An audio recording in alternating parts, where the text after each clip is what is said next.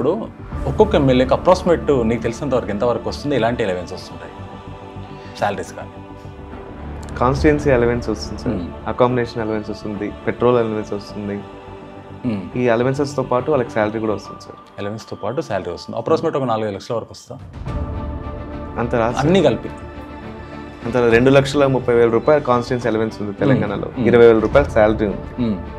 ఒకవేళ వీళ్ళ టర్మ్ అంతా అయిపోయి దిగిపోతే ఒకసారి ఎమ్మెల్యేగా పనిచేసిన వ్యక్తికి 50,000 రూపాయలు పెన్షన్ ఇస్తారు సార్. అదే మీరు 2 సార్లు చేశారనుకోండి 55,000 రూపాయలు పెన్షన్ ఇస్తారు సార్. Maximum limit 70,000 sir. అదే ఆంధ్రప్రదేశ్లో తీసుకుంటే మీరు ఒకసారి ఎమ్మెల్యే చేసిన వ్యక్తికి 30,000 రూపాయలు, 2 సార్లు ఎమ్మెల్యే చేసిన వ్యక్తికి 35,000 రూపాయలు టర్మ్ పెరుగుతుంది సార్. 50,000 తెలంగాణ, తెలంగాణలో ఎక్కువ సార్.